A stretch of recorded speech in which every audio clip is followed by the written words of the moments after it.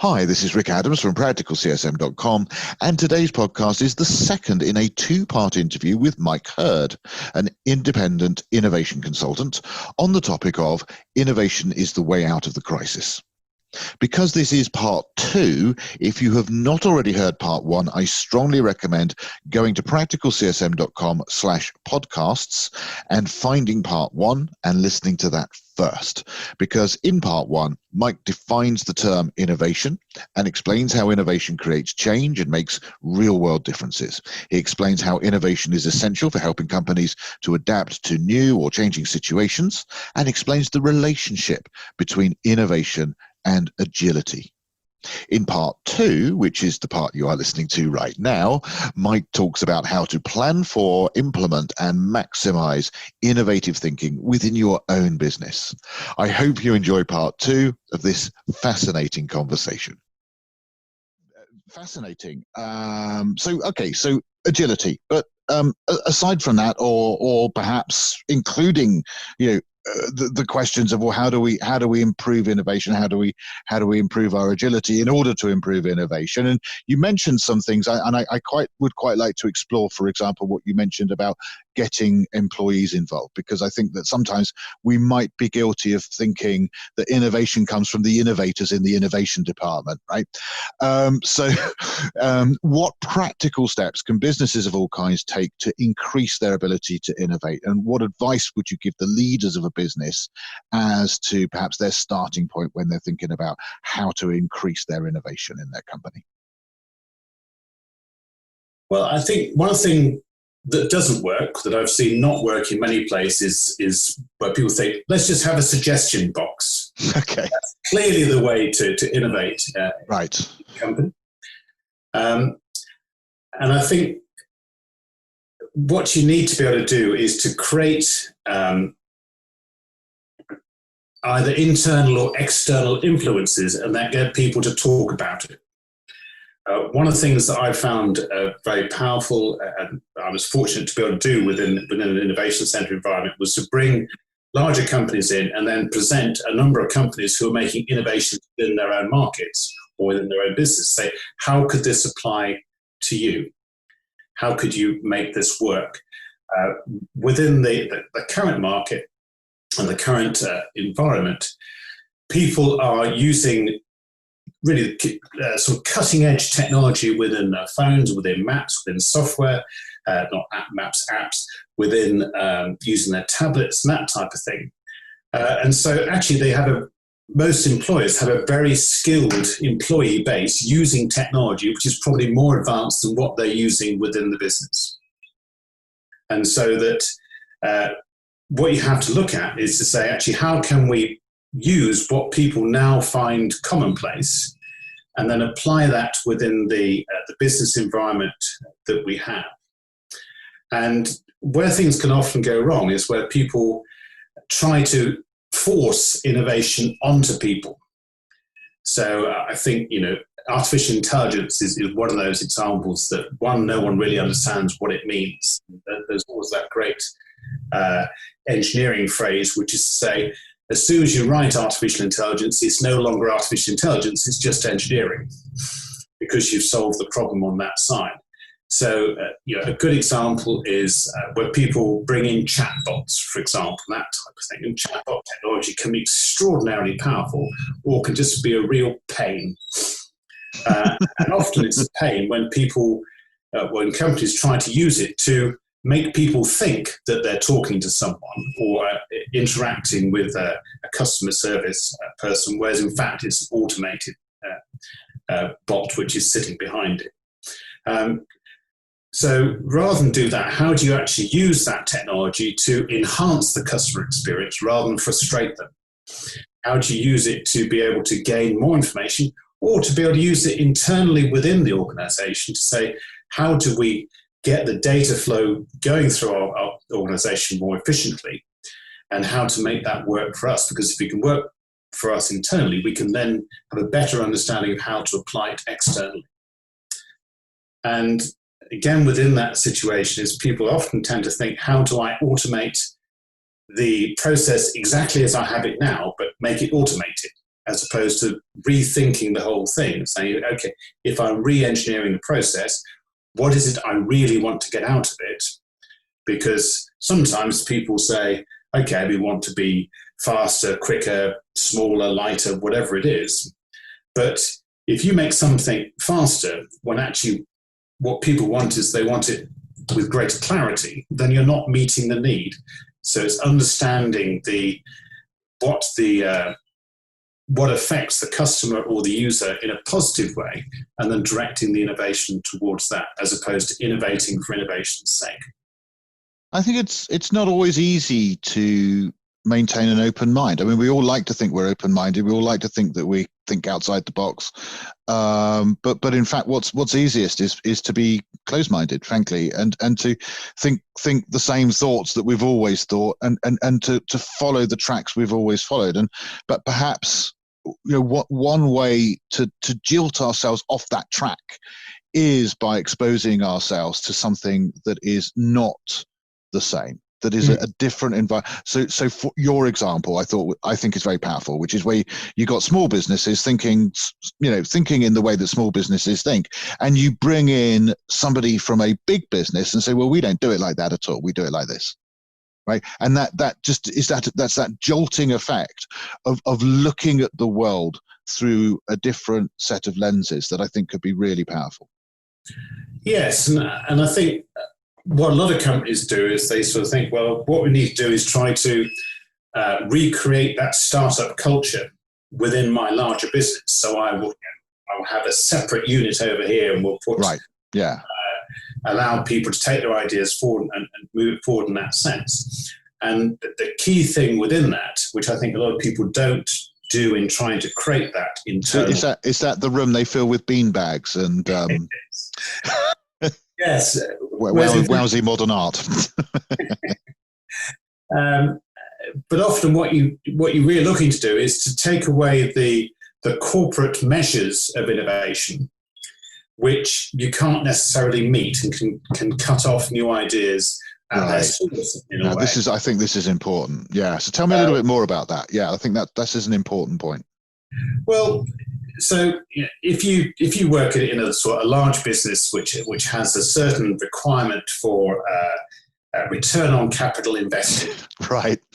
And you're saying, okay, well, we can put 100,000 here with this sort of small startup idea, which there might be a 1 in 10, 50 chance of success on that type of thing. Or we can put it into buying another machine that we know that does that, and can increase our capabilities on that side. They're not the same type of decision, and they shouldn't be ranked in the same way. In the same way as where I've worked with a lot of companies where you have great ideas coming through, and then they say, well, let's go and talk to the sales department about how they can input into it. And they'll say, well, is it going to affect next quarter's sales figures? And you go, well, no, this is something for a year or so away. And you go, not interested. Yeah. So absolutely, it's changing that culture of how do you find a different way of interacting with your customers now, or your customers of the future, or your internal business, to be able to allow that new idea to flourish and to really to get its form, and then potentially to be much bigger and have a much greater return than the other investments that might be made by the company. Yeah, that's so true. I want to give an example here that's sort of relevant to the world of customer success, or perhaps more widely to the world of software as a service, is where, well, actually, to be quite honest with you, it's relevant in all sorts of industries. But where, for example, I've delivered training for very large organizations and for very small organizations, but either way, where I've been training the pre-sales teams on how to be more business consultative. And I've been saying about the value that this brings in the long term, and they've pushed back and said, yeah, well, it's all very well you talking about me uncovering these fantastic opportunities, that will help our business to grow and thrive in the future, but that's not how I'm remunerated. I'm remunerated on what I bring in of the products that we sell today, and you're asking me to stop focusing all my energy on maximizing my sales commissions? And the answer, Rick, is no, I'm not going to do that. I'm sorry, great ideas, and I can see why my company might want me to do it, but I'm not going to do it because that's not how I'm remunerated. And that's one very clear example. And sales is great in that sense because it often gives us really clear examples. But if we measure people on sort of traditional lines, then this may be counter to them encouraging them to be innovative, is my point here. And I think it's also kind of what you're saying, right? Yes, it's getting those metrics right, and so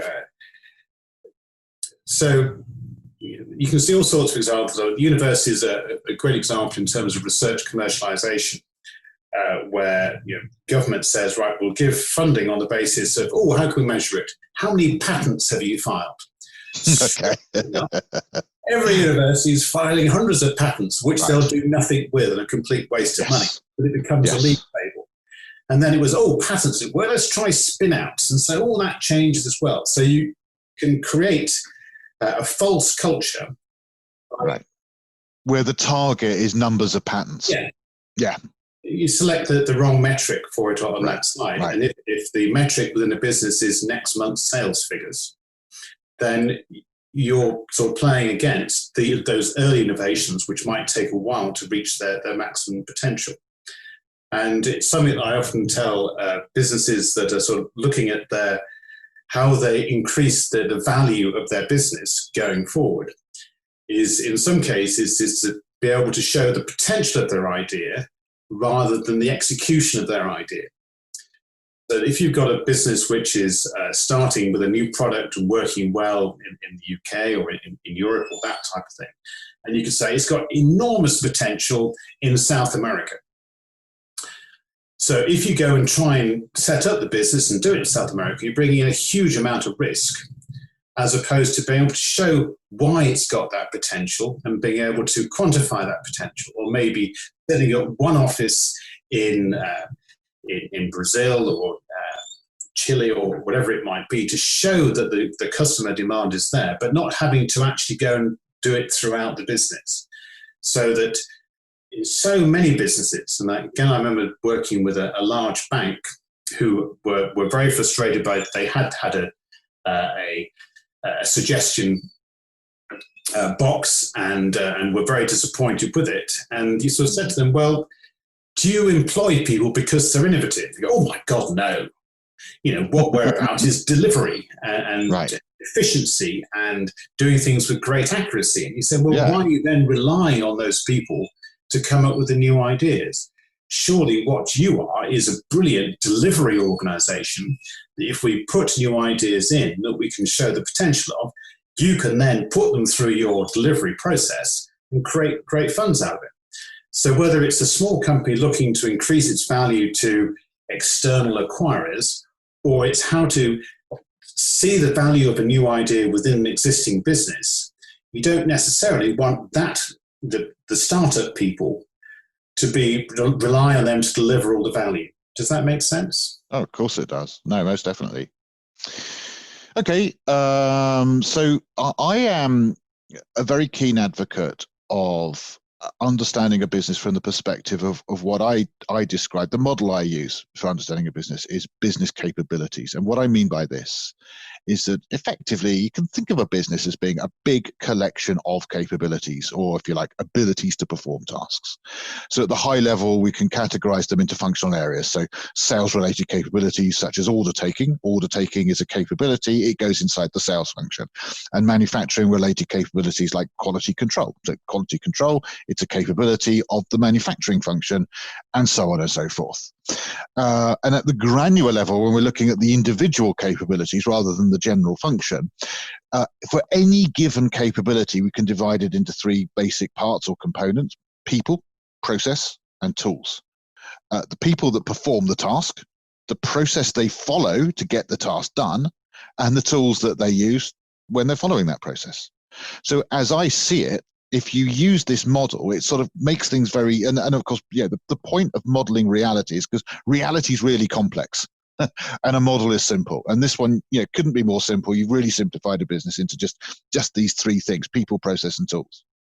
And divided them into these specific capabilities, the way that they come together to perform tasks. So as I see it, once we're down to this level of simplicity, when we've modeled the business in this way, we can look at all the capabilities of the business, and then we can say, well, how can we improve a business? Well, we could stop performing capabilities that we don't need anymore because the tasks aren't required. We can create brand new capabilities for us to do new tasks that we don't currently do that would be great for us to do. And we can improve our existing tasks to make them more efficient, better quality, more pleasant for the customer to experience, or whatever quality we want to improve them on. And to me, this is very powerful because it just drills through all the sort of stuff and gets to the point of a simple model that everybody can understand, because the real world is so complex. So what are your thoughts on this? Admittedly, it is a very simple model of how businesses work, and how does it play into your own thoughts about innovation? Well, I think it's one of those good aspects that simple models are great because they bring you down to a sort of granular understanding of how things work. But the important thing is to try and also view it holistically, in the sense of what you're actually trying to achieve, and how do the changes you can make at each granular basis, does that actually feed in to your endpoint goal, or is it an internal thing? So that I always think of it in the sense of when you work with social enterprises, and they have a whole, they have a particular goal of achieving something good for society or for humanity or that type of thing. And that's absolutely great. But if they do it making a loss all the time, they're not going to do it very long. And so you have to recognize that you will be having to make adaptations to your model in order to ensure that you have sufficient revenue coming in, or grants or whatever, to allow you to continue. And so that becomes one of those factors which has to balance your overall goal in that sense. So that within an organization, you're having to have all those often conflicting sort of priorities in order to make the thing run smoothly.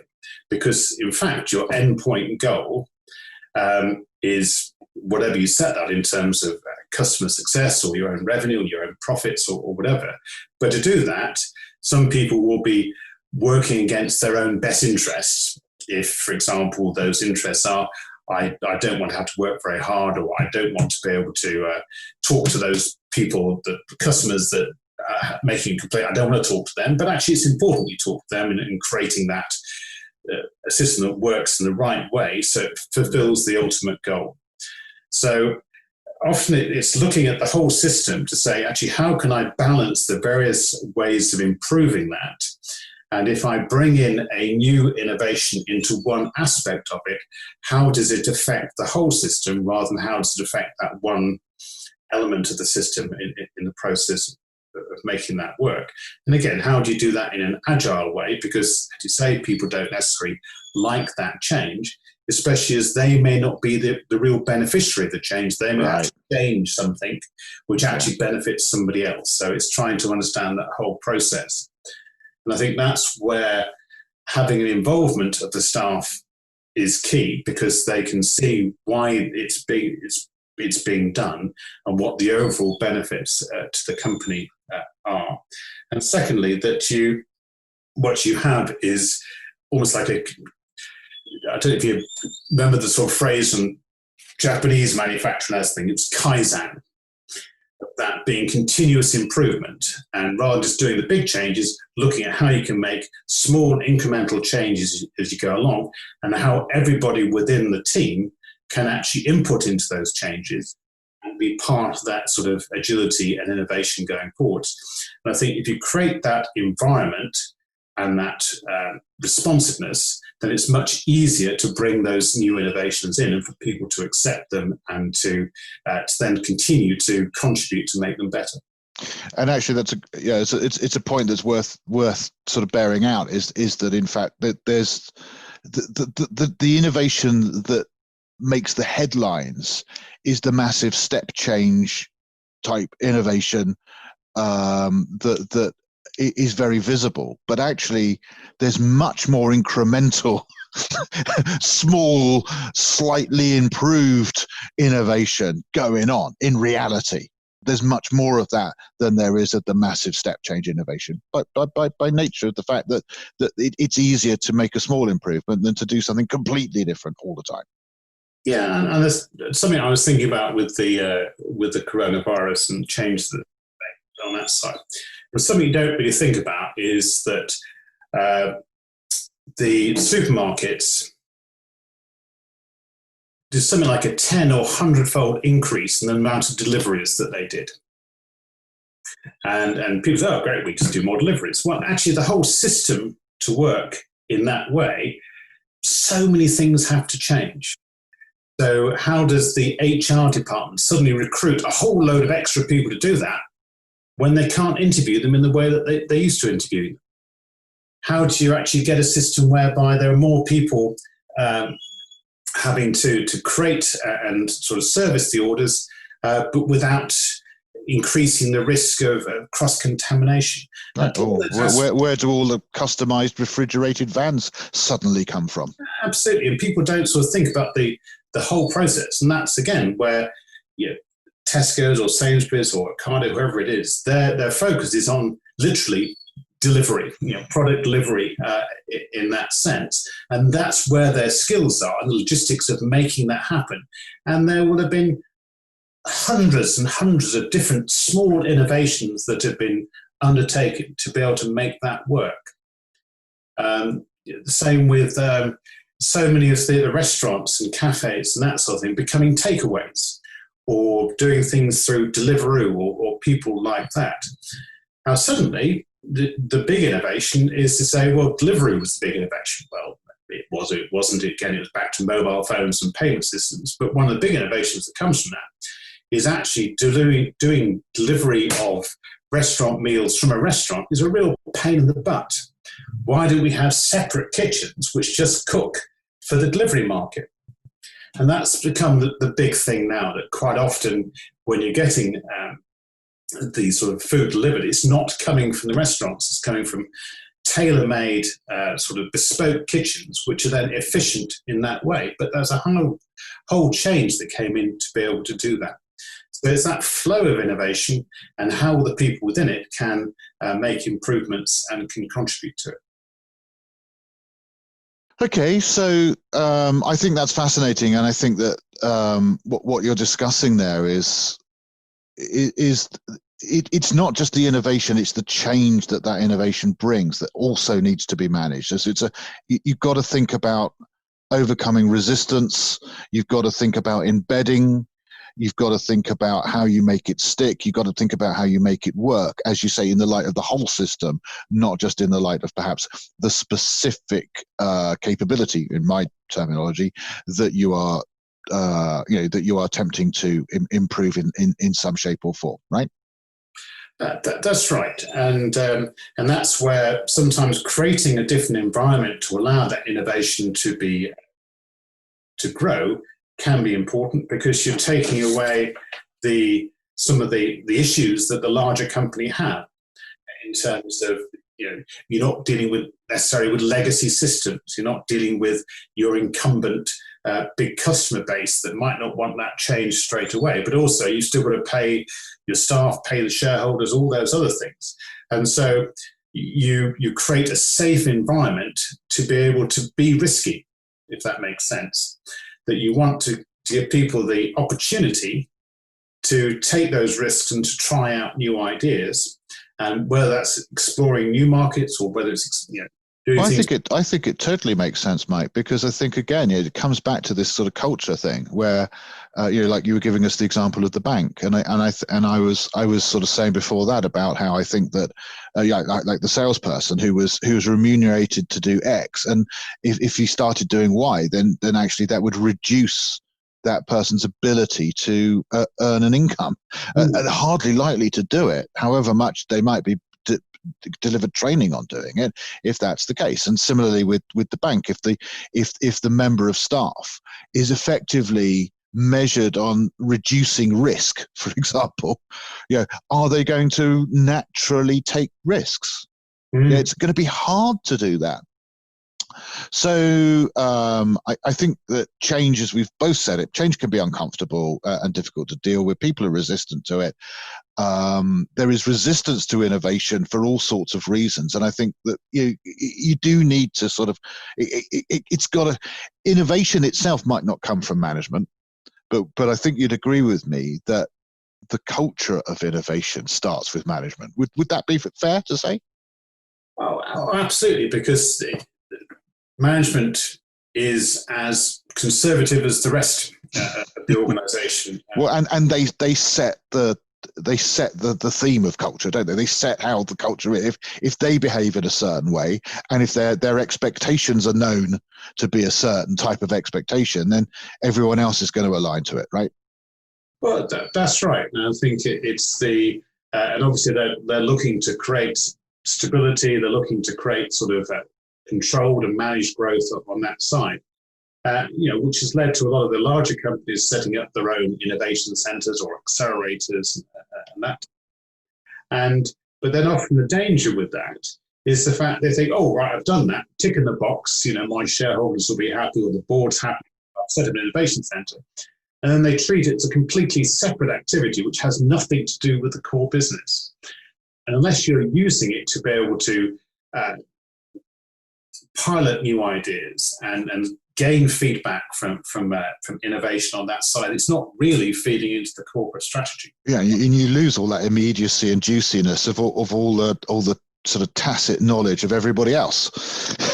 That was kind of what we were talking about before, about getting everybody involved. Like you said, people getting the people involved in it is so important. Okay, well, I am aware of the time, and I know that we've been talking for ages, and I want to respect your time, Mike. So we've covered a lot of ground, for which many thanks, and it has been a really fascinating conversation. But before we end, I would like just to ask, if you don't mind, is there any sort of overall or general advice about the process of innovation that you might be able to share with us that you can recommend, and perhaps particularly for the types of organization that the people who will be listening to this podcast will tend to be working for, which is software as a service? Okay, I think one of the key things is to be open to learn from outside your own organization and outside your own sector, from that side. So look at what other people are doing, and there is no harm in pinching other people's innovations and seeing how they can apply within your own.